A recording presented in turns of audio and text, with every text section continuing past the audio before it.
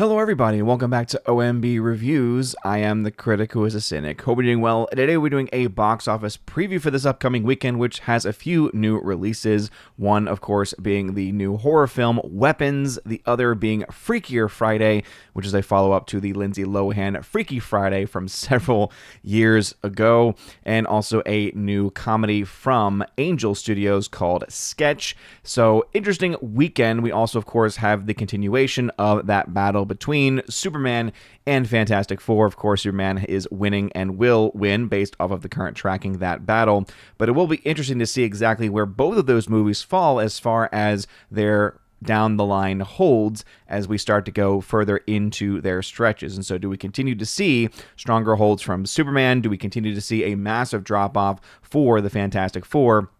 And also, where do these newer releases fall into the picture? We'll go ahead and talk about all of these things today. Apologies for the glasses and the voice. I am now back in school mode and had orientation with the students yesterday, and so my voice is still quite tired. Full week starting next week, trying to get this actually done before the freshman orientation today, in fact. So we'll see how this goes. Anyway, let's go ahead and dive into the box office theory numbers. So first off, Weapons. According to the traditional tracking, the film is expected to make around $25 million. So again, this is that new horror film that has been getting a lot of buzz. I've been seeing a lot of positive praise towards it as well. But it's also expected to do, at least according to the traditional charting, the same numbers as Freakier Friday. And so it would seem that the battle for the weekend is going to be between a old comedy that is probably way too many years past when the sequel should have happened, if there should have even been a sequel, and a new horror film that apparently is also very fresh in the way that it approaches the subject and the things that it tries to do and tries to cover. So which one will win that battle? Again, very interesting to see those two kinds of movies, because typically you would think, hey, a comedy, that should be a film that does a little bit better, but as we all know, comedies have been very, very hard to come by these days. They don't tend to do as well either, because a lot of the comedies tend not to even be all that funny, whereas the horror films, they are, even if they're not good, still providing enough for that horror audience, which is probably the most consistent audience that shows up at the box office. If we really look at all of the films over the last 10 years, especially when you look at the films pre and post COVID, it's really the horror films that have had the most consistency and whose audience has not totally abandoned them when it comes to box office performance. And so as you can see, Weapons is, from box office theory's perspective, expected to actually win the weekend. So right now it's projected to make somewhere between 31 and 41 million according to box office theory's numbers, whereas Freakier Friday has a different number here of 29 to 36. And so in both cases, box office theory thinks that both are going to have much stronger weekends than what the industry is seemingly putting out there, but that Weapons will take the number one spot. So when it comes to the averages, right now Weapons is expected to make around $34 million, whereas Freakier Friday is expected to make around $30.5 million. Now, the news does not get much better for Fantastic Four, because after having a very sizable 67% drop last weekend, it is expected to have another 53% drop this weekend. So again, not a very good third weekend drop. This is a film that it's doing better than the other two MCU films this year, but when you compare this film, and yes, you can compare them. I've seen a lot of people shilling for this movie, for Superman, saying you can't compare films from 10 years ago. The fact is, yes, you absolutely can, because you have this thing called data in front of you, and you can absolutely compare that. Whether you're looking at ticket sales, whether you're looking at adjustment for inflation, what we can tell is that the audience size for these films has dropped quite a bit. And when the quality of these films has dropped quite a bit as well, and also has become very stale, it makes complete sense as to why that is the case. But I digress. That's probably for another video. But Fantastic Four, 53% drop. Not very good numbers there. The Bad Guys 2, which came out last weekend, expected to have a second weekend drop of 53% for an animated movie.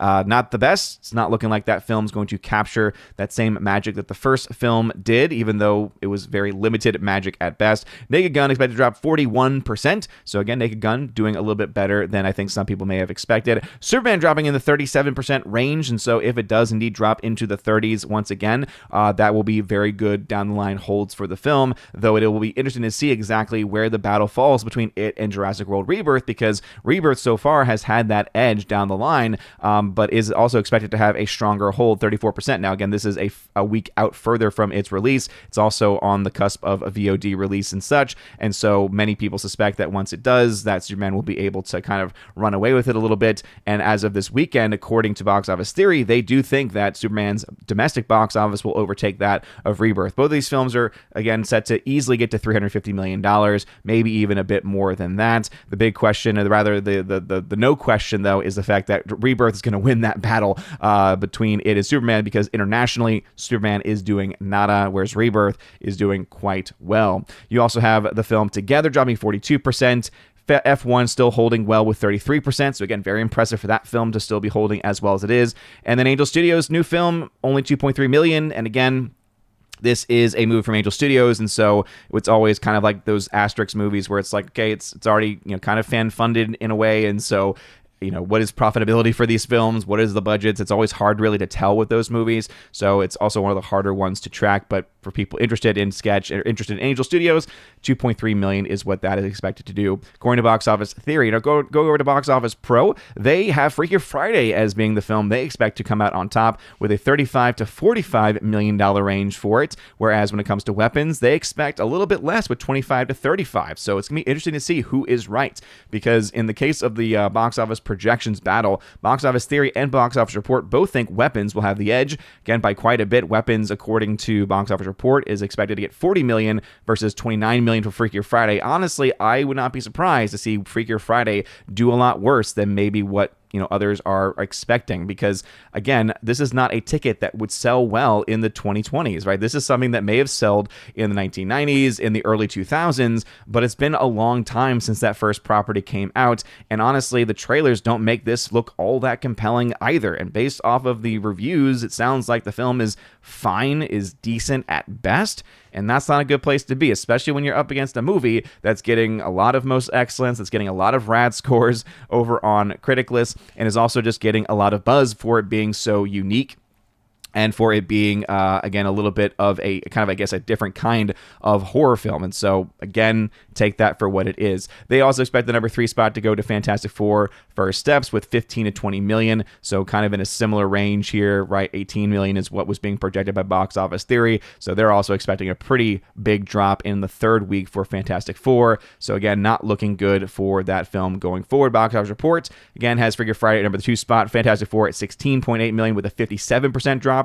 And again, that would have been a pretty big drop even in your second weekend. When that's your drop in your third weekend, that's pretty bad. I think a little bit better right now for Bad Guys 2 with a 50% drop, but that's still not all that great for an animated movie, especially after a very small opening weekend. A 47% hold in the second weekend of Naked Gun, so again, very good numbers there. Superman's fifth weekend, 41%, so they're expecting a little bit more of a drop-off there. Jurassic World Rebirth at $36 million, and again, even the total gross, though, they are still expecting Superman to have the edge, because obviously Superman, being a week fresher, right, is going to have those better domestic numbers. The big question is, will it be able to leg out as well as Jurassic World Rebirth has a week past those initial release dates. Sketch, 3.8 million, so a little bit more expected for Sketch according to Box Office Reports. Together, 3.6 million, and F1 at 3 million. So again, those numbers very similar. Going over the charts, because we love Chauncey on OMB Reviews before we wrap things up today, we got to talk about these budgets, all right? So Weapons has a budget around $38 million, and so a break even then is around $114 million in today's market, today's world.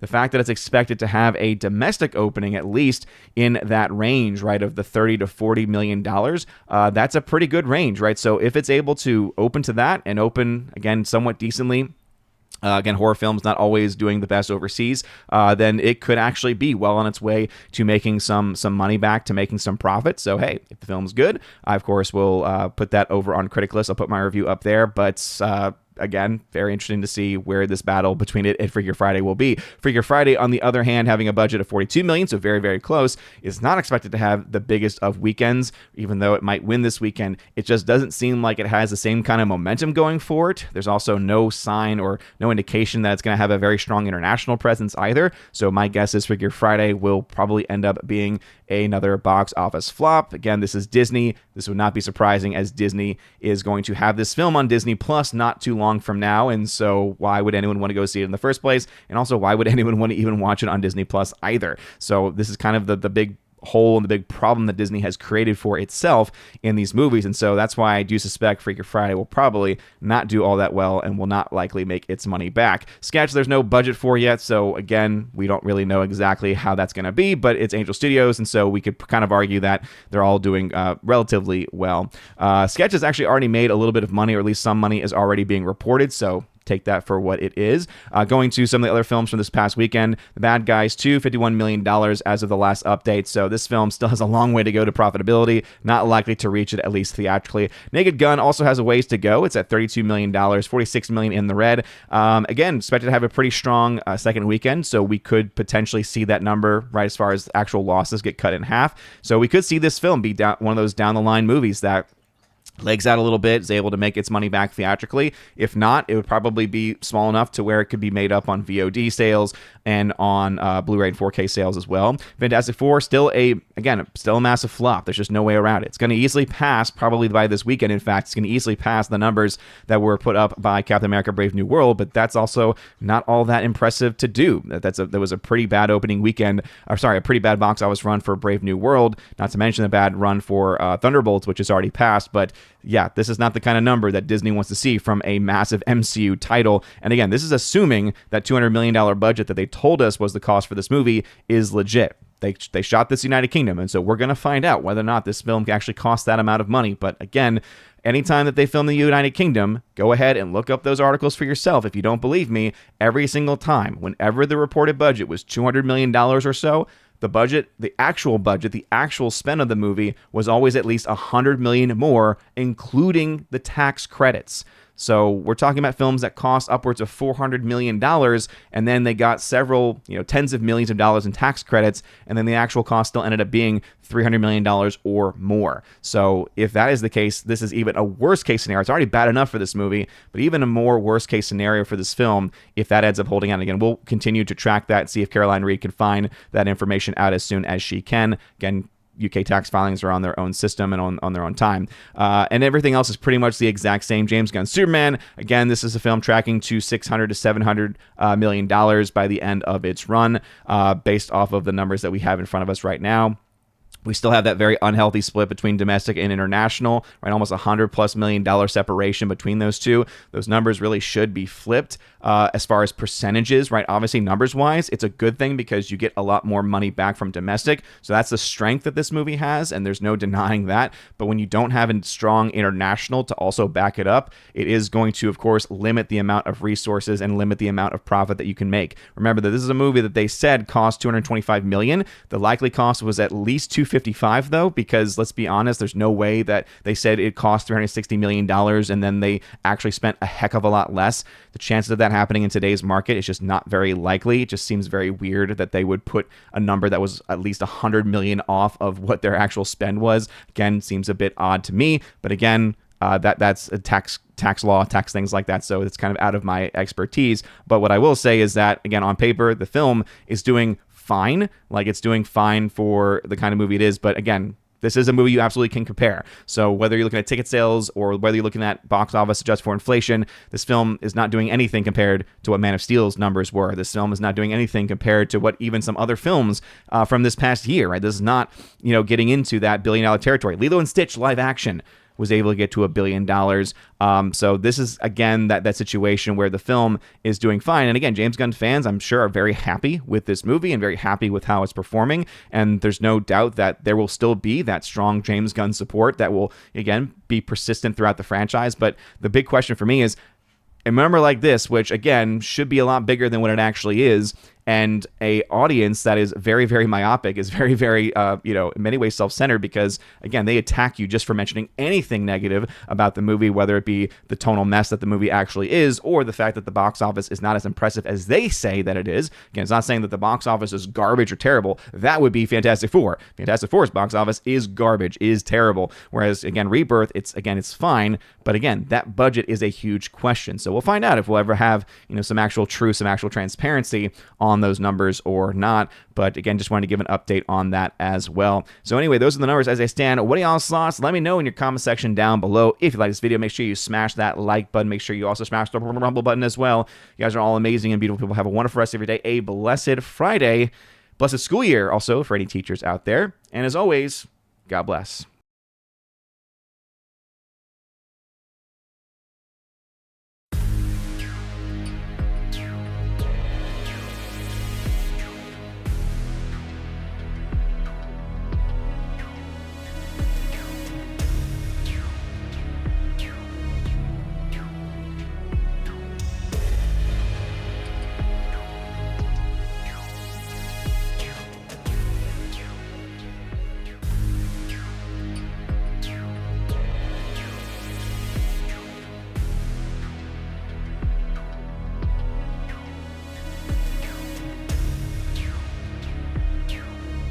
And now for a huge special shout out to all of my Chosen of Valhalla members, starting off first with my people on Patreon, Father Luca Illick and Miss Martin Muses. Check out her YouTube channel by the same name, Miss Martin Muses. Also to my Subscribestar people, Matt317. Check out his Twitch channel by the same name, Matt317. And lastly to my YouTube member, Mr. Roy. Shout out to you, good sir. And if you want your name shouted out at the end of every live stream and video, check out the top link in the video description below where you get access to that. Also, you get access to a plethora of other things. You get your name listed at the end of every live stream and video, like you saw in those names that came up before this video started. And also access to a giveaways channel that I host over on the Discord server where I give away 4Ks, Steelbooks, Blu-rays, all kinds of stuff. So check that out if you're interested in that. Also, I have an exclusive podcast that I hold at least once a month, and it's always a good time, and you get extra bonus content with that also. So if any of that sounds interesting, again, check out that top link in the video description below. You guys are all amazing and beautiful people. Have a wonderful rest of your day, and as always, God bless.